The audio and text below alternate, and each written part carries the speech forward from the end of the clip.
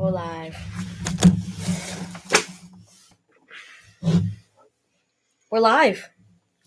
This is happening. Hello.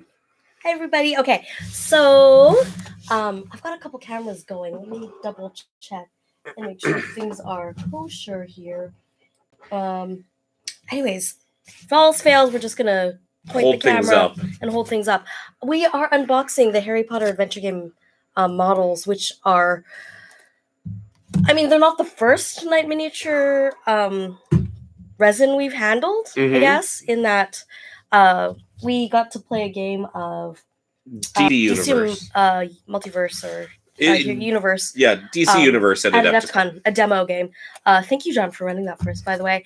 And so I got to see the resins and hold them up close, but by that point they had some paint on them. So, and you know, con lighting is never great to begin with. And yeah, if you're in the chat, say hi. I'll be checking it as well. Actually, I'm gonna go check the chat. But you start talking. First of all, you have to start with, if it isn't apparent from his shirt, what house you are. You can feel free to reveal mine too. Yeah, but everyone knows you're a Hufflepuff because you're so lovable. I'm not a Hufflepuff, and they are lovable though. They are lovable. But yeah, no, not Hufflepuff. She's a tiger mom, so of course that's Ravenclaw. Yeah, a little bit. You got bee sting. Why not A sting? Why not A sting? That's totally correct. Actually, I have a bit of a. Oh, Dave Taylor is here. Oh, Dana. Dana is a Hufflepuff. Someone is watching, and it's morning there. Brett, these are, yeah, I should actually say it right now. Night Model sent them to us to unbox, and I'm going to be doing painting tutorials on these. It straight up has promotional use only. So no, we did not get our Harry Potter miniatures adventure game, which I am so unbelievably excited for. September cannot come soon enough. Oh my gosh. Huge Potterhead. At least I am. I know that you enjoy Harry Potter, but like you're not reading the books with our 9-year-old every night like I am. No. So she's a Hufflepuff, by the way. She's the Hufflest of puffs. Someone described her as a Hufflepuff. We should change boxes. Why? Because one is. I mean, my house is amazing, but these models are all dumb in the dumb characters. They're dumb characters. So we have the Slytherin Students Pack. Yeah. And Dumbledore's Army packs to kind of unbox and show off. So the Slytherin Students does have Crabbe, Goyle, and Malfoy. Yeah.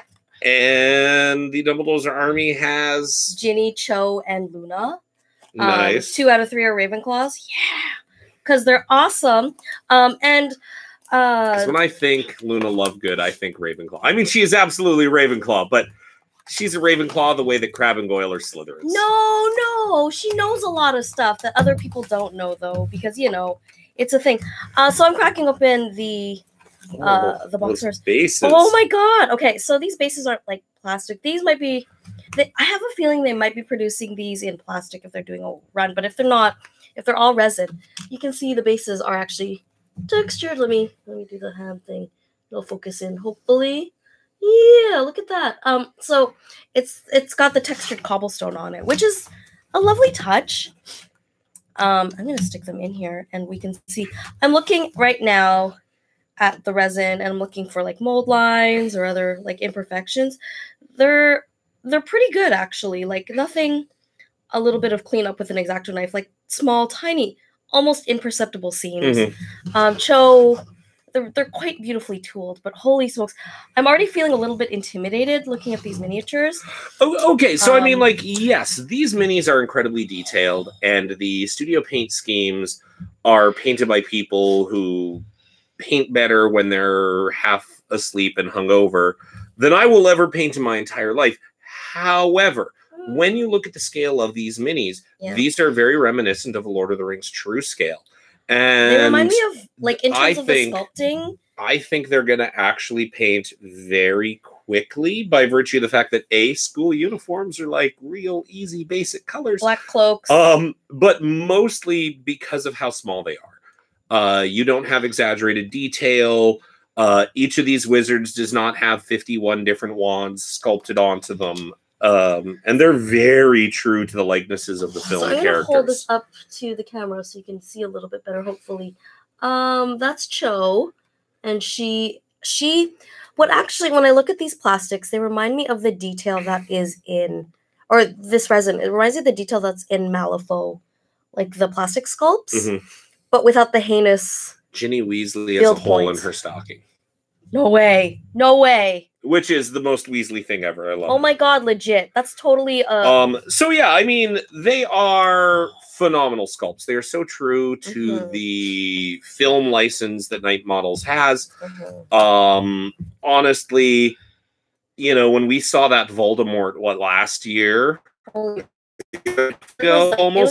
was a really long time ago when they teased that Voldemort model. So this is Ginny. It was phenomenal. It would be in danger of snapping off with how narrow it is. Yeah, you know what? Like, I would be worried. So someone in the comments, let's see, that's Tacos, is talking about the danger of snap with these miniatures. And you can see Cho's got a wand there. Is it focusing? I gotta block our faces off. Maybe that'll work a little better. It's focusing on my hand. But autofocus. Autofocus. Foiled you. But the fact that these models don't extend past their bases and makes a big deal in terms of snapping. What are you dropping? I was proving a point.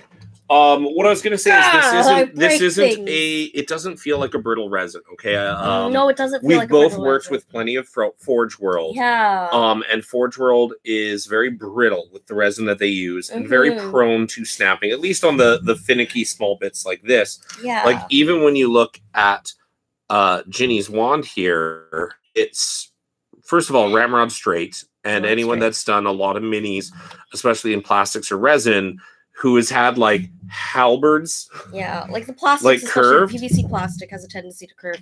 And oh my god, like looking at Luna, who's a one piece. Oh, and her hair is so pretty. Oh, they're just so beautiful, you guys. Like I can't really describe how lovely they are. I'm going to just so everyone can have a better look at it. I'll put the photos of the miniatures themselves in like on my Instagram and on Twitter and Facebook, so you can have a better look at them yourself because the camera doesn't seem to be picking up very well. And we're doing this live, so it's a little more challenging to get the camera to focus. Indeed. But at least you're getting our first impressions of these miniatures. And yeah, the sculpting it's ridiculously detailed, but it's not crazy to paint. And I think that's going to be really nice. Like if you really want to go crazy, you really want to paint the tartans on the skirts and the embellishments, the linings on the cardigan and that sort of stuff, you can. But if you don't want to, they'll still hold paint very well because they're sculpted to true scale. Yeah, absolutely. And can we take a moment to appreciate these stat cards? Oh my god, how characterful are these? They are incredibly characterful. What do the numbers mean? I don't know. I can figure out that the gold galleon is their points cost. I can read their traits, and I know that they all have an innate spell. So there's like that they have, but even just looking at the art on it, where you have almost like the Azkaban mugshot in the top left corner, which is super cool. Their mastery, defense, cunning. No idea what those are.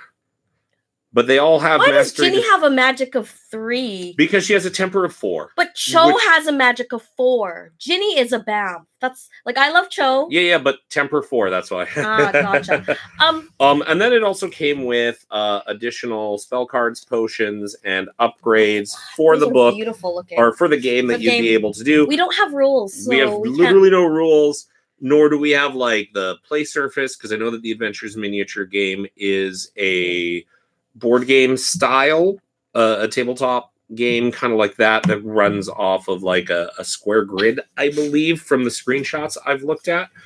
But let's go look at some thugs. I think one of the things I wanted to mention is when I look at this stuff, Draco Malfoy, temper 10. Temper 10. Oh my god, yes. Wisdom 1. That's 100% accurate. I agree with that assessment wholeheartedly. Let me put these miniatures away. Let me see, any questions? Some beautifully thematic cards. I know. I saw someone on a thread talking about how they didn't like the cards because they thought they were too confusing. But when I look at them, if I know what I'm looking at, they're not confusing at all. Like the information is there and it's quite straightforward.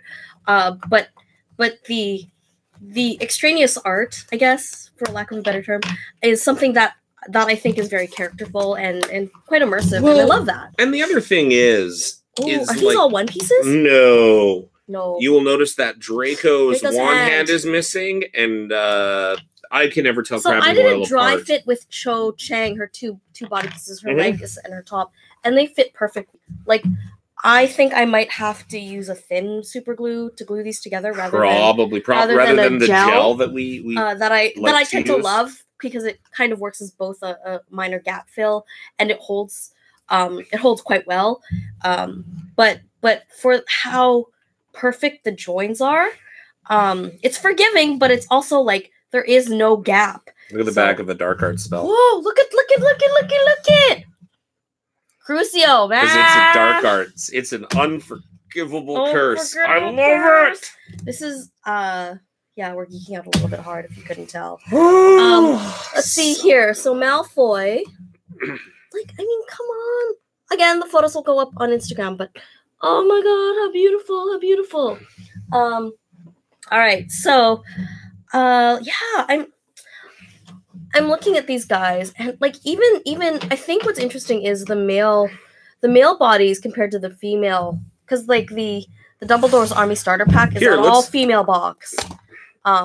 Yeah, the resins are thicker. Cool. But that's exactly it. Is like, let's look at like big kind of beefy right? Vincent Crabbe. Oh man! And put him next to. Are you gonna paint him ethnic? Luna.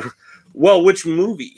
Yeah, I wanna. And then you look at like Luna there, and you can tell like proportionally they're both humans, but Crabbe is clearly just a beefier kid, and I think that's. There is such an incredible attention to detail that I very much appreciate. I talked to the marketing people at Night Models when they described just how much, you know, obviously this is a beloved license, and just how much they had to go through, how much work they had to go through to create the game, and all the sculpts and the characters and everything had to go through a lot of approvals, right? They had to get it right. In order for them to sell it. And so I think this is why these models look so good and they're so true, is because there's a lot of work put into them. And so yeah, it's just, it's so stunning. Like Luna compared to Crabbe, like they totally look, first of all, Crabbe's head is kind of small too compared to his body. Like, I'll throw it up there. Like Luna's head is bigger because she's got hair. But it's like, it's amazing. Oh, yeah. And again, like, Crabbe is a one piece. It's a one piece. Which is phenomenal. Yeah. So, let's summarize our impressions. The resins look beautiful. Like, the material, like, I'm gonna actually, like, I'm gonna do something horrible. I'm gonna bend it. Oops. Why would you do that? I'm going to try to prove a point about how strong it is. Oop is broke. No, because it has a little bit of flex, right? So that's all. Which is good, bottom, because there's a little bit of flex. With a little bit of flex, if you are getting those weird stresses that would traditionally break a model, and that's on the really thin bottom, right? Where there is like this very thin join point. Yeah, notice I like how you broke my Slytherin. And it's not just a base, and I'm going to fix your bases anyways. You know I'm base your freaking models. They did it for me with their cobblestone. But ultimately, I think the material is really forgiving. In the sense that it holds really great detail, but it's also it's sharp and it's rigid, but it's not like brittle. Yeah. So, and the seam, I'm looking for seams. Like, you don't see the seams immediately. They're not so obvious, and they don't look like I'm inspecting really closely at like Crabbe's head and Goyle's head. There is no seam where it would be super annoying, like across the head or like through the ear, or like those seams are all really well hidden. I'm assuming they're hidden in the cloak folds, And if you look really closely, you can kind of see. Yeah, you can kind of make them out. The faintest there, but those are really easy. Like, I'd rather have a model where the tooling is such that those seam lines are on the cloak and easily hidden. So that's awesome. And yeah, you know, the other thing that kind of going back to like the wands could break and they kind of look brittle point, shameless plug time. I think a magnetic case is going to be the best option for these because they're so light. Yeah. And at least if they are solidly in place with a magnet. Yeah. And this was the shameless plug. Go check out your March Magnets video. Yeah. I hate you. I hate you so much for that term. But check it out because I think that might be the ideal storage solution for something like this, especially because if you go whole hog on the backing, a small magnetic case should be able to fit every single model, at least until they start releasing the obscenely large basilisk style models. That model compared to these ones, like, I was not expecting, like, because of the paint job, I felt like these models might be bigger because the detail they were able to capture in those paint jobs was insane. And I look at these now and I'm like, I don't know. My first thought when we opened these blisters was, wow, those are small considering, as you said, the detail that we've seen from all of their studio schemes. Yeah. And then it was anger at their studio painters for being able to paint that well, considering how small it is. It's, you know, it was kind of an emotional roller coaster. It's an emotional roller coaster. But they're beautiful. I can see that you can get with the right color scheme and with that, you don't have to like paint them so that they look great blown up. Like I'm gonna pull this packaging here. This mirror is significantly smaller than the miniature on the package. Like, yeah, and I think that's what I was expecting with something like on the package, because even with like the Dumbledore's army, like for example, scale they're all standing there, and we can like you can see the full model, but then to like open it and have them be half that. Like I think they're actually closer to the this is closer to actual size than this, which is a pretty stark size difference. And so, like, you don't have to, with models this well sculpted, you don't have to do as beautiful a job as obviously these painters did, but you can do a decent job, get the colors on, get the character, and capture them, and you're laughing. So yeah, let's see. Is there anyone else? No. Thank you guys so much for joining us for this quick video for April. Oh my god. Yeah, so what's happening is we're going to paint these. We're going to film them. We're going to talk our way through the process of painting them, and so that you can kind of see for yourself what they can look like.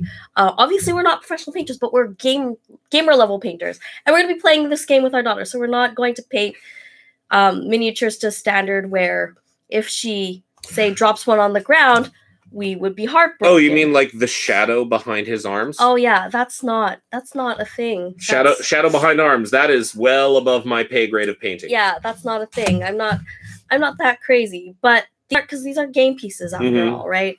And we paint our models to that level. They are game pieces for us. So I'm not too concerned about getting those done. But because we're going to be painting them, we're going to be keeping these. But I do know a channel who is giving these models away. So that's Dice Hate. Chris, who's the host on there, did an unboxing, and I'll link that in the description after the feed, and you can check that out. And he's got his giveaway contest out there. Let him know that I sent you, please. And yeah, go check out his channel, support him, and enter with him to win yourself a set of these gorgeous minis. So thank you nice. so much for watching. And yeah, we'll wrap it up here. Until next time, I'll see you soon. Cheers. End stream.